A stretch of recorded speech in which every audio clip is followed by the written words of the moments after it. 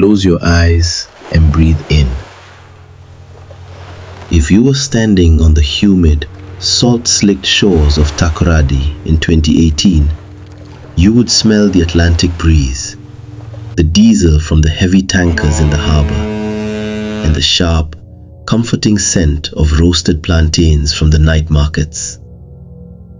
It is a city of oil and gold, a place where people arrive with nothing and leave with everything. But beneath that scent of prosperity, something else was beginning to rot. This is not a story about a simple crime.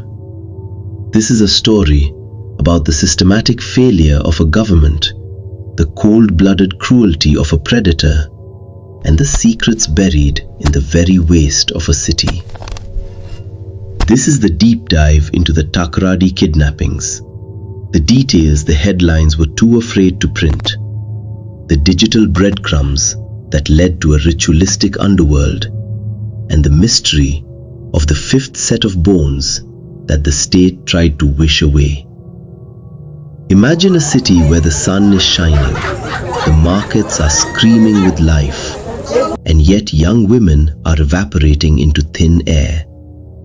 No struggle, no witnesses, just a silent vacuum where a daughter, a sister, or a friend used to be. The oil city was being hunted by a ghost. But this ghost didn't hide in the woods. He lived in a house with a door. He used a smartphone, and he knew exactly how to weaponize the one thing every family has: hope. The pattern of this ghost was meticulous, almost surgical. It started in July 2018 with 19-year-old Ruth Abakah. She was the first secret. For months, her disappearance was treated with the kind of dismissive apathy that characterizes overworked police stations. They called her a runaway, a girl who had simply chosen a different life. They didn't see the shadow moving behind her, but the shadow was just warming up. By August 17th, Priscilla Bentum, a 21-year-old student with a future as bright as the Ghanaian sun, vanished after leaving her home. Then, in the cold, sharp, festive month of December, the predator grew bold. Within 20 days, Ruth Love Quayson and 15-year-old Priscilla Koranchie were snatched from the heart of the city. How does a human being simply cease to exist in a bustling metropolis of millions? The answer lies in the psychological genius of Samuel Udoetuk Wills. Wills didn't just kidnap, he colonized the minds of the families he destroyed. He was a master of the slow burn. After snatching the girls, he didn't turn off their phones or throw them into the sea. Instead, he sat in his room in the suburb of Kansaworodo, scrolling through their private messages, reading their secrets, and learning the rhythms of their mothers' voices. Then the digital torture began. Imagine being the mother of Ruth Love Quayson. Your phone pings in the middle of a sleepless night. It's a text from Ruth's number. "Mom, I'm sick. They are taking care of me. Send money for food." You feel a surge of pure, raw electricity. She's alive. Your hands shake as you dial the mobile money codes. You send 100 cedis, then 500 cedis, then everything you have in your savings. You beg the voice on the other end to let you hear her breathe. The voice, deep, calm, with a slight Nigerian accent, tells you she's resting or being moved to a safer place. You don't know that while you are hitting send on that transaction, your daughter is already cooling in a concrete grave. Samuel Wills was using the girls' own lives to fund his lifestyle while they were already gone. He was eating, drinking, and laughing off the grief of the people whose worlds he had just ended. He knew their pet names. He knew which aunt was the most likely to panic and send money quickly. He wasn't just a killer. He was a parasite, feeding on the bank accounts of the grieving. As the disappearances mounted, Takoradi began to boil. The salt air was replaced by the smell of burning tires and the sound of protests. The hashtag #BringBackOurTardy began to trend across the globe, putting a spotlight on a police force that seemed helpless. And then, the first secret that defies the laws of human physics occurred: the jailbreak. On December 30th, 2018, Samuel Wills was in the high-security custody of the Takoradi Central Police Station. This is no flimsy village outpost. It is a fortress of iron and stone. Yet Wills allegedly used a hacksaw to cut through the iron bars of his cell. Think about the sensory reality of that moment. Cutting iron is a loud, screeching, rhythmic process. It produces a smell of burnt metal and a sound that echoes through concrete hallways like a scream. It takes hours of focused labor. And yet the man of God supposedly sawed his way to freedom while the guards didn't notice. The streets of Takoradi whisper a truth that hasn't reached the official dockets to this day. Samuel Wills didn't cut those bars alone. There is a deep, dark suspicion that he had accomplices wearing the very uniforms meant to protect the victims. The jailbreak wasn't a failure of security. It was an act of disposal. Someone in the system wanted Wills to vanish. They wanted the secrets he carried, the names of the people who are really paying for the items he was collecting, to disappear into the bush. When he was recaptured 4 days later, the tension was unbearable. He was found in a bush, disheveled and abandoned, a pawn who had outlived his usefulness to his handlers. This recapturing led to the most controversial phase of the entire saga: the Great Betrayal. In April 2019, the Director General of the CID stood before a wall of cameras. With a steady, authoritative voice, she told the nation, "We know where the girls are. They are safe. We are bringing them home." The joy in Takoradi was hysterical, a collective release of a year's worth of trauma. Mothers began cooking their daughters' favorite meals. Families bought new clothes for the homecoming. But the days turned into weeks. The weeks into months. The safe girls never appeared. The CID boss eventually backtracked, calling her statement a psychological tactic to keep the kidnappers from panicking. But the damage was permanent. It is now widely believed by investigative journalists that the police had already found biological markers, blood, hair, and clothing in Will's former apartment months before that statement was made.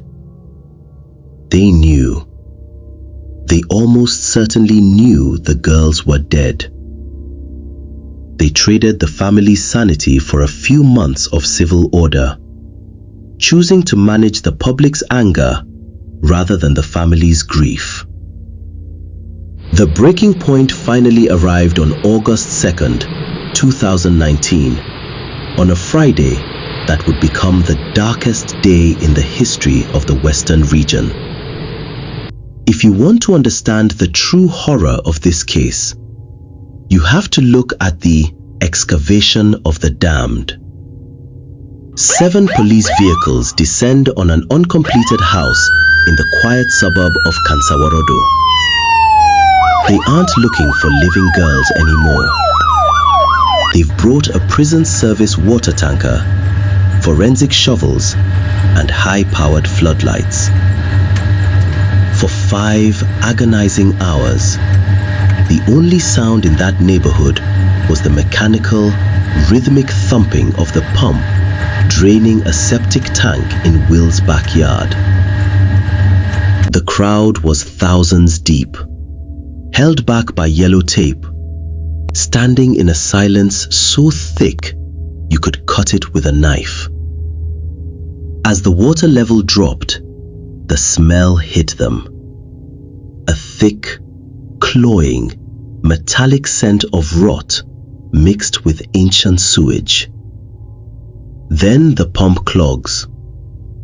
An officer reaches into the black sludge with a gloved hand. He pulls out a mass of synthetic fibers. It's a weave-on, a hairstyle. One that Ruth Love Quayson's sister recognizes instantly from the crowd. The visual signature of a sister pulled from the filth of a predator's backyard. Then come the skulls. 3 of them in the first tank, a 4th in a well at a second location. The secrets of Takoradi were no longer whispers. They were physical, skeletal, and undeniable. Forensic reports later suggested that the environment of the septic tank, the constant exposure to methane and sulfurous gases, had actually accelerated the decomposition of the soft tissue, leaving behind nothing but the brittle structural evidence of 4 lives stolen. But here is the secret of the 5th set.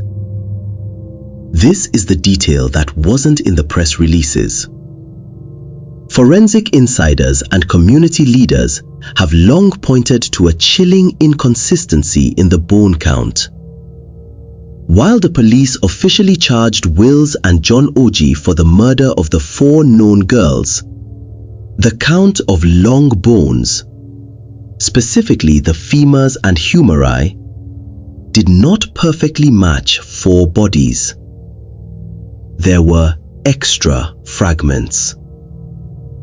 Who was the 5th victim?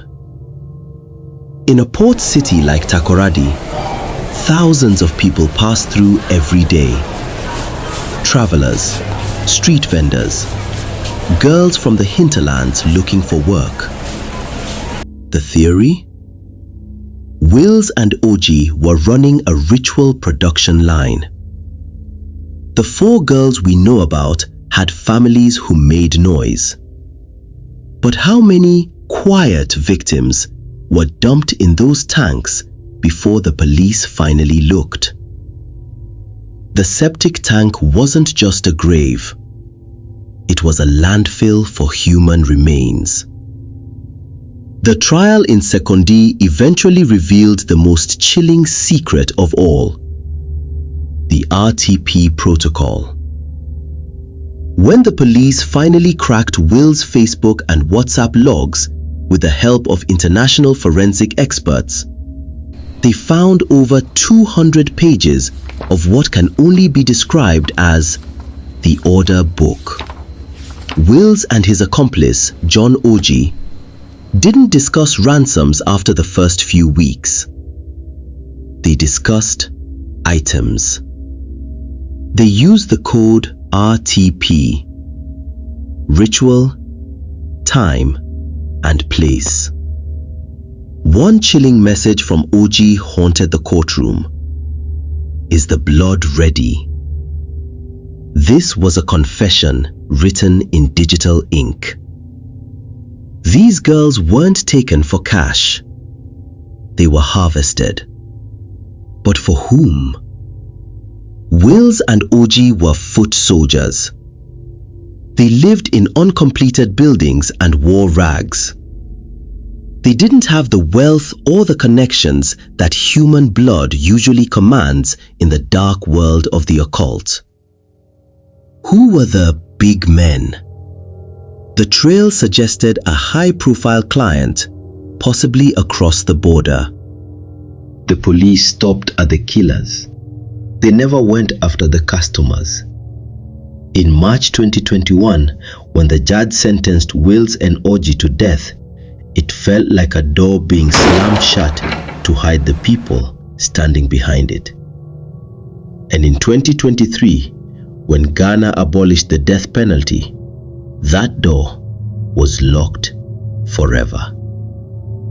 The depth of this tragedy is measured in the silence of the families today.